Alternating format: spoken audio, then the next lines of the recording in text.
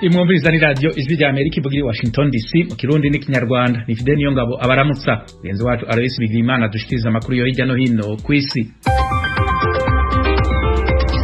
Maramutse Fidel, amakuru yo hirya no hino kw'isi turayahera muri Ethiopia. Ishiramwe mpuzamakungu ONU ryavuze ejo ku munsi wa gatatu ko Ethiopia yafunze abashoferi 72 b'amakamyo atwara imfashanyo z'abagira neza mu buraruko bw'ico gihugu. Aya makuru yaje akurikira yandi ONU yavuze ko abakozi bayo bahagaritswe ku mugwa mukuru Addis Abeba, ibisa nuko bigiye kongereza icuka kibi hagati ya ONU hamwe na leta ya Ethiopia.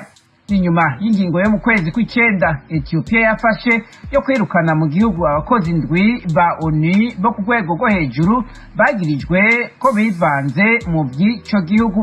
Umuvugizi wa ONU yavuze ko abashoferi bafashwe bakorera ishyirahamwe ryita ku bifungurwa PAM mu ntara ya Afar kwibarabara rimwe rudende rigana mu ntara ya Tigre.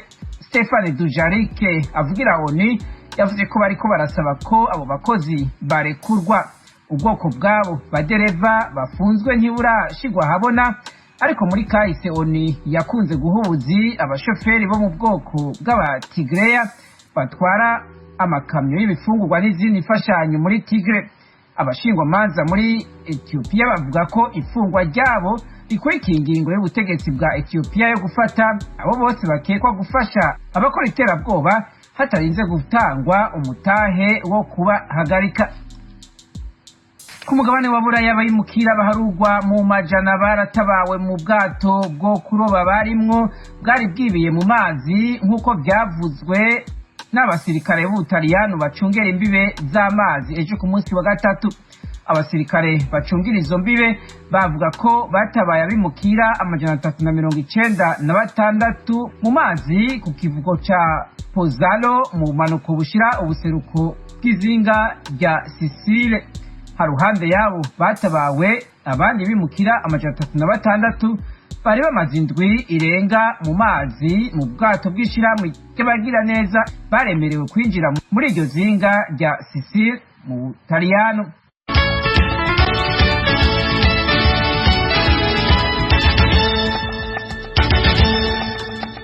Abimukira b'Abanyafuganistani hafi 5,000 nibo binjira muri Irani buri munsi nk'uko bivugwa n'ishiramwe ry'abagira neza ryo muri Norvège, Conseil Norvégien pour les Réfugiés CNR. Iri shirahamwe rivuga ko ibi bitigiri vyitezwe ko vyiyongera mu gihe ibihe vy'imbeho myinshi vyegereje. Umunyamabanga mukuru waryo Jan Egeland yabivuze inyuma y'urugendo yaherukamwo ku rubibe rwa Irani mu manuko bushira ubuseruko. Mu makuru y'amagara y'abantu, ishiramwe mpuzamakungu ryita ku magara y'abantu OMS ryashikirije ko akarere ka Buraya kongeye gufata iya mbere mu makungu mu bitigiri by'abandura bashasha umugero wa COVID-19 hamwe nabo uhitana. OMS ivuga ko ibitigiri by'abandura bashasha byaduze gushika ku bice 7% mu ndwi iheze, kandi ko n'abafa biyongereye ku bice 10% ku mugabane wa Buraya. Kuri uwo mugera nyine hano muri Leta Zunze Ubumwe za Amerika, ihinguriro ry'imiti ryaha muri Amerika Merck ryariyemeje ko ibinini byo kuvura COVID-19 ririko rirakora bizoshika ku bihugu bitunze hamwe n'ibikenye ku mwanya umwe. Ibi vyatangajwe na Paul Shepard, umuyobozi mukuru ajejwe ivya politike y'iryo hinguriro ry'imiti Merck. Ni mu gihe incanco ziriho iki gihe zidashika ku bihugu bikenye ugereranije n'izimaze guterwa abantu mu bihugu bitunze. Ubwongereza mu ndwi iheze bwabaye igihugu ca mbere cemeje ivyo binini Molnupiravir gukoreshwa muri ico gihugu.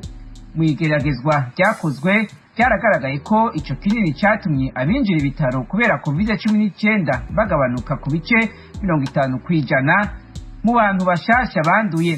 Bavuga ko basanze kandi atabasubira kwicwa n'uwo mugera. Irindi hinguriro ry'imiti y'Abanyamerika Pfizer naryo nyene ryatangaje ko ibyavuye mu bushakashatsi bwaryo ku kindi kinini ca COVID-19 citwa Paxlovid ririko rirahingura bitanga icizere ciza. Bigirimana urakoze kudushikiriza amakuru yo hirya no hino kw'isi.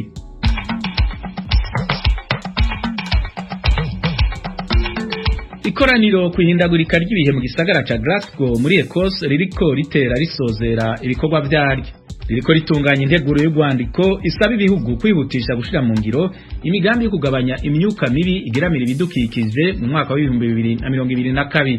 Integuro mu bisanzwe ntaho itandukaniye n'izindi nteguro zarije imbere y'integuro y'uno munsi. Uriko uraraba uko bama bigenza urabona yuko atakintu kinini kigiye gushikwako. Uyo ni Professor Desire Ruragaragaza avuga ku nteguro y'ubwo rwandiko. Abajejwe indwaro n'umutekano muri komine Matongo y'intara ya Kayanza iri mu buraruko bw'u Burundi bemeza ko abantu babiri bitwaje ingoho bishwe ku munsi wa kabiri.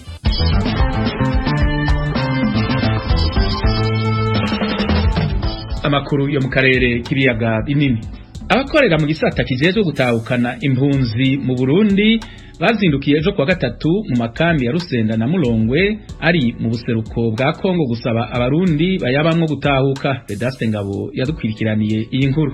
Abakozi bane ba Ministeri y'Intwaro yo hagati mu gihugu n'umutekano ndetse n'iterambere rusange mu Burundi kuva ejo bari mu ruzinduko mu nkambi ya Rusenda na Mulongwe. Ni uruzinduko ruri mu rwego rwo gukangurira impunzi z'abarundi zahungiye muri izo nkambi gutahuka mu gihugu cy'amavuko kuko kirimo amahoro.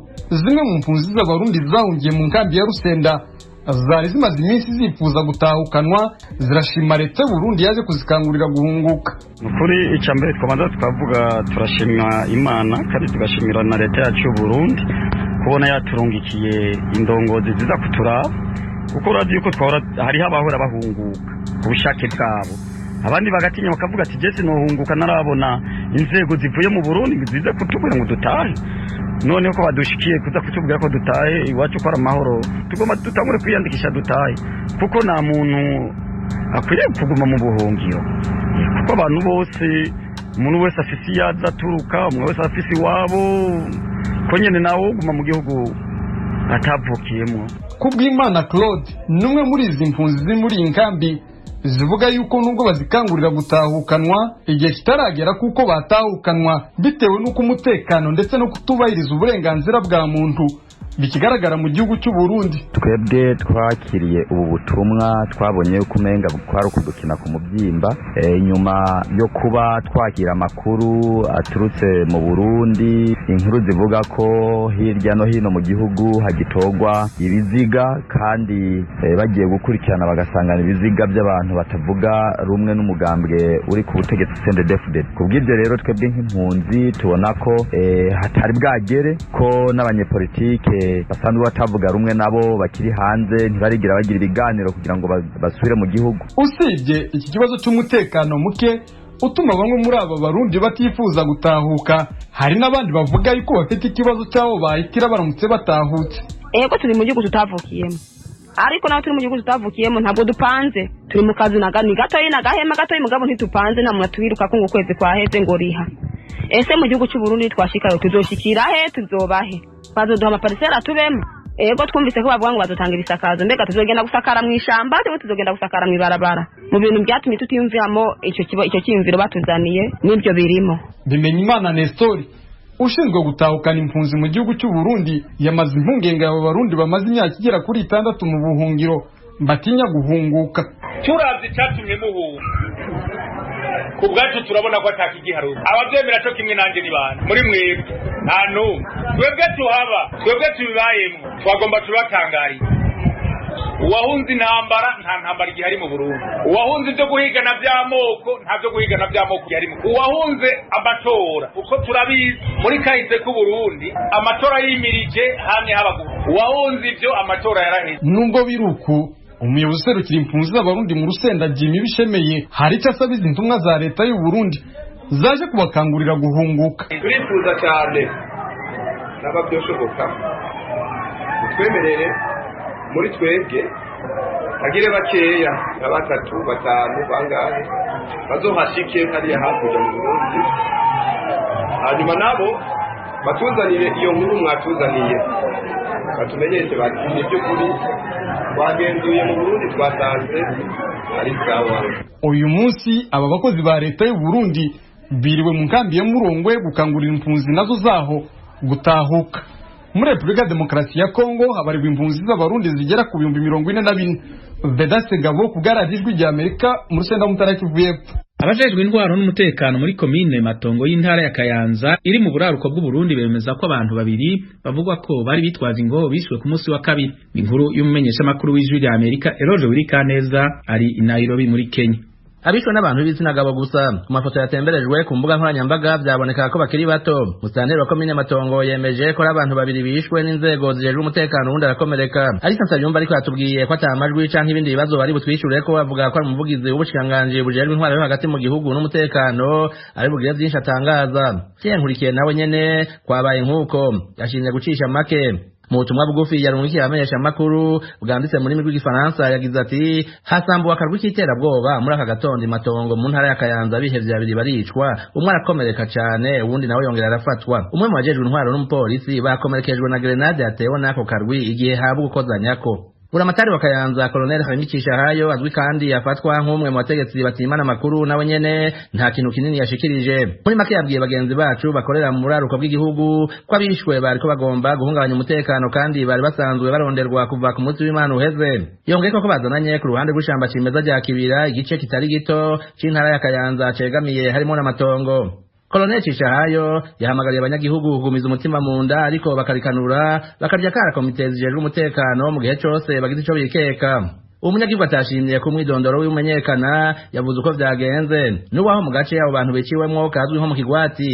Hariho umugabo umwe abangaha mu Kigwati yarazindutse mu mirima baca barahura bane nyene mugabo nta nko bari bafise ngo baca mubaza ngo hatukeze ngo ni hehe baca kuma bamanuka baza mu Kigwati ko bagomba bashaka nyene nawe mugabo ubwo nyene aca arabwira abari mu Kigwati ki baba turababonye ngaba ayi chef de zone aravyuka ahita n'umupolisi bari kumwe ubwo nyene baca amaboko hejuru babiri undi umwe nawe yarafise grenade aca kwikura mu kuguru aca arayibatera n'abasirikare bari kuri position nyene ngaha bari bamaze gushika hepfo baca bararasa abo batatu bose babarashe mugabo barimo baciye bapfa. Yongera ko kuwafashwe yari yemereye kwereka inzego z'umutekano n'abajejwe intwaro aho banyegeje inkoho ariko basatse barabura. Umwe rero muri abo niwe batarashe baca bafatisha intoki hanyuma niwe ariko arabazembagiza ngo agiye kubera ikiyo banyegeje inkoho n'ibiki mugo ntazo bazanye gusa bazanye amakoti ngo aho baraye niyo baje bazanye amakoti bari bafise. Uruhande rw'ishamba cimeza rya Kibira Buramatari wa Kayanza yavuze ko abo bishwe n'abagenzi babo bari bazananye rwegereye komine Bukeye iri mu ntara ya Muramvya hagati na hagati mu gihugu c'u Burundi. Ku minsi ya gatanu n'iya gatandatu mu ndwi iheze abantu bitwaje ibirwanisho baturutse muri ico kibira nyene batanye mu mitwe n'abasirikare b'igihugu. Babiri barishwe hafatwa inkoho zitari nke amasasu n'ibindi bikoresho birimwo ibitanga umuyaga nkuba uturutse ku mishwarara y'izuba nk'uko twavyemerewe n'umukuru wa zone Rwantsinda ahabereye uko gutana mu mitwe Venanzokira. Anavuga ko atazi umurwa bateye begamiye. Mu ntango z'ukwezi kw'icumi guheze muri ako gace nyene ka Kibira ahitwa Busangana muri komine Bukeye haguye umusirikare w'ipete rya Colonel n'umwe mu bamucungerera ubuzima mu gihe bahura n'akarwi k'abantu bitwaje ibirwanisho bariko barakizura. Umupfakazi yikekwa gukorana nako yarahagaritswe. Kugeza ubu nta murwi yitirira ibitero ariko ishamba rya Kibira ririmo imirwi myinshi y'abantu bitwaje ibirwanisho yama yakoze ibitero mu mihana yihegereye cane mu ntara za Cibitoke na Bubanza mu buraruko bw'Uburengero hamwe na Kayanza na Muramvya. Muri iyo harimo y'abanyarwanda nk'uko vyemezwa n'abajejwe intwaro hamwe n'inzego z'umutekano. Mbere bamwe mu baheruka gufatirwa muri iryo shamba igisirikare c'u Burundi cashikirije c'u Rwanda kwa 19 ukwezi guheze bikaba vyavuzwe ko abarwanyi b'umuhari FLN umwe mu irwanya leta y'u Rwanda. Mu Burundi mushikizamanza kizigenza wa Republika mu minsi heze yagirije bamwe mu banyepolitike nabo mashirahamwe yigenga ko bari nyuma y'ibitero vyagiye vyibonekeza hirya no hino mu gihugu abigereranya n'iterabwoba. Sylvestre Nyandwi yemeje ko ubutungane bwamaze kubasohorera imitahe mpuzamakungu. Eroje Burikaneza, Ijwi rya Amerika. Ikoraniro kwihindagurika ry'ibihe mu gisagara ca Glasgow muri Ecosse riko ritera risozera ibikorwa vyaryo. Integuro y'urwandiko rw'abari muri iryo koraniro rwasavye ejo kuwa gatatu ibihugu kwihutisha gushira mu ngiro imigambi yo kugabanya imyuka mibi igiramira ibidukikije mu mwaka wa 2022 imyaka 3 imbere y'igihe cari categekanijwe imbere yaho. Ni nyuma y'uko ibiharuro vyerekanye ko kudatuma ubushuhe burenga dogre 1.5 C biri kure nk'ukwezi. Twavuganye na Professor Desire Ruragaragaza yigisha ivyerekeye ihindagurika ry'ibihe hamwe no guhangana n'ibiza ritera kuri kaminuza ya Glasgow Caledonian muri Ecosse ahariko habera iryo koraniro. Aravuga ico yibaza ku nteguro y'ugo rwandiko. Integuro mu bisanzwe ntaho itandukanye n'izindi nteguro zarije imbere y'integuro y'uno munsi. Uriko uraraba uko bama bigenza urabona yuko atakintu kinini kigiye gushikwako. impamvu nuko ibihugu byinshi ubu bimaze kumererwa nabi bikeneye imfashanyo yihuta yo guhangana n'ibi biza biguma bitera bishikira ivyo bihugu kubera ihindagurika ry'ibihe. Uri kuraraba rero ugasanga nk'uko nabishikirije mu ndwi iheze, ugasanga amafaranga ntibashaka kuyatanga, zijya miliyaridi zijanye n'ibi by'ihindagurika ry'ibihe, miliyaridi 100 ku mwaka, nta gihugu na kimwe gishaka kuyatanga. Turetse ivyo, uri kuraraba imvugo bakoresha muri iyi nteguro yabaye bazohava bashirako n'imikono yabo, usanga imvugo yonyene nayo nyene ari imvugo umengo ni imvugo ya politike gusa, imvugo ataco igamije gushikako. Turarindiriye turabe bazotinda bagashikako ku rwandiko rwa nyuma. Muri ico gihe ingaruka ziguma zibonekeza cyane mu bihugu bidafite n'uburyo bwo guhangana navyo ziryo hindagurika ry'ibihe, biciye mu bintu vy'imyuzure, ibintu vy'ibihuhusi, uruzuba. Ubwo rwandiko ari ikintu mwiteze naho gosohoka bagashira ku mikono ko ari ikintu ngira akamaro kizoshobora kuba kugira ubushuhe ntiburenge iyo dogre 1.5 ko umuntu aravye arabona ko atakintu komeye abanyepolitike bariho cyane ibihugu by'ibihangange biri mu birungika imyuka mibi cyane igaramiye ibidukikije, nta gushaka umuntu aravye. Sinzi ko mwe mu bibona kwa politike kugira hagire ikiko gushaka kwa politike uri kurabiraba bose umengo babitanako cyane ibihugu bisanzwe biri mu birungika ivyuka bitera irihindagurika ry'ibihe. Uravye nk'igihugu c'Ubushinwa cafashe ya mbere, nico igihugu gikomeye cyane kirungika ivyuka vyinshi mu kirere. Ukaraba igihugu c'Uburusiya, ico gihugu c'Uburusiya naco nyene nticarungitse umuperezida wacu ngo agiserukire. Ukaraba ingene igihugu c'Ubuhindi naco kimaze kuba igihugu ca kane canke ca gatanu mu bihugu birungika ivyuka vyinshi. Ugasanga nk'umu premier ministre wabo Modi yavuze yuko bibaza yuko bazogabanya ivyuka mu bihumbi 2030, mbere bakagerageza kubiheza cyane mu bihumbi 2070. Mbega abo bataje mubabona gute? Abandi bose babona gute? Nubona yuko umengo no gushaka kwiyonkora mu vyategezwa kuba biri biraba, canke uravye Modi wenyene nawe ivyo yavuze canke ivyo yiyumvira ko ubuhindi buzokora, aho ucubona yuko nawe nyene umengo no gutega imisi, nta n'umwe ariko arakora ikijanye n'icokorwa kugira ngo batangure kubifatira ingamba zikomeye cyane. Muri make mu kurangiza, ku bwanyu hari ikizere mufise ko hari kizokorwa canke mubona imvugo zizobandanya uko mu gihe izo ngaruka zizobandanya gutekeza inganda no kugeramira abantu bose baba kuri iyi sina cyane ibihugu biri mu nzira y'amajambere nka Afrika? Ikizere cyonyene ndagifise urwaruka ruriko rurabona yuko isigeramiwe, urwaruka ruriko rurafata ya mbere kugira ngo rutere intambwe. Urwaruka mu myaka 20 nirwo ruzoba rukuze kandi nirwo ruzoba rufise mu minwe iyi si. Nibaza yuko nko mu myaka 20 ariho tuzotangura kubona ingene vya politike bihinduka bija mu bijanye n'ihindagurika ry'ibihe. Murakoze Professor, turabashimiye. Murakoze namwe Fidel ku ijambo. Radio Ijwi ry'Amerika i Washington DC mu Kirundi no mu Kinyarwanda, n'umwanya w'ikiganiro Amerikana kivuga ku vyaranze Amerika muri kahise no mu bihe tugezemwo, mwateguriwe kandi mushikirizwa na Thomas Kamirindi. Mwaramutse neza. Ku itariki ya 11 y'ukwezi kwa 11 1983, President Ronald Reagan yabaye umukuru w'igihugu cya Leta Zunze Ubumwe za Amerika wa mbere na mbere wavugiye ijambo imbere y'inteko ishinga amategeko y'Ubuyapani nyuma y'intambara yari yarabushenye. Ikaze mu kiganiro Amerikana.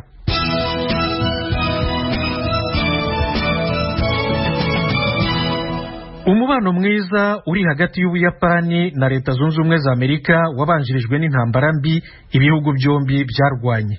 Yatangiye ite? Yarangiye ite?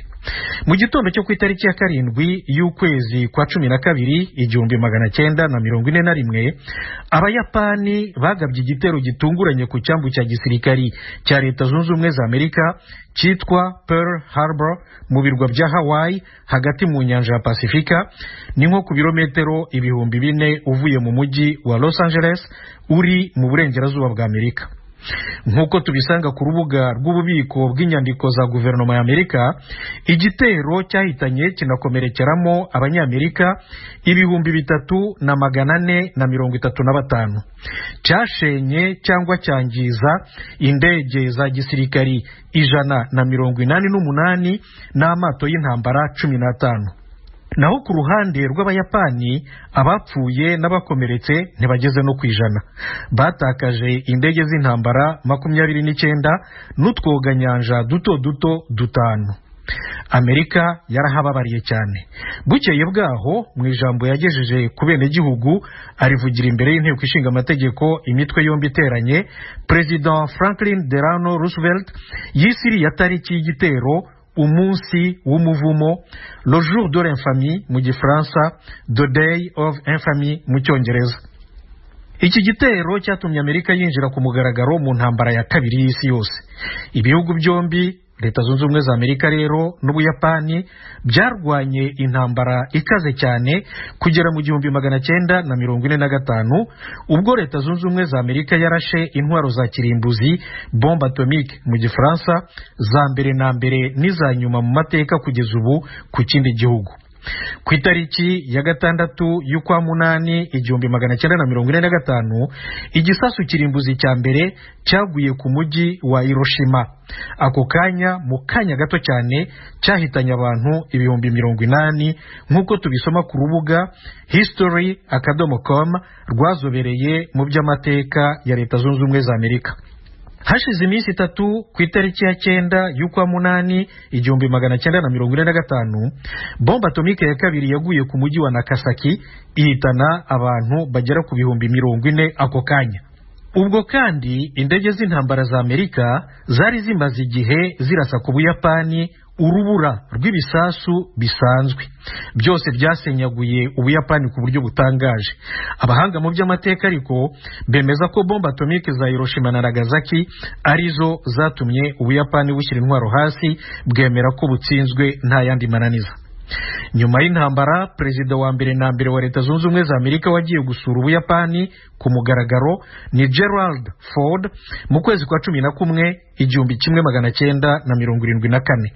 Abakuru b'igihugu bamukurikiye ku butegetsi barindwi: Jimmy Carter, Ronald Reagan, George H.W. Bush, Bill Clinton, George W. Bush, Barack Obama na Donald Trump.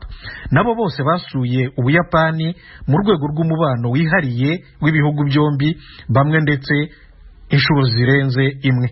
Utarajyayo ni President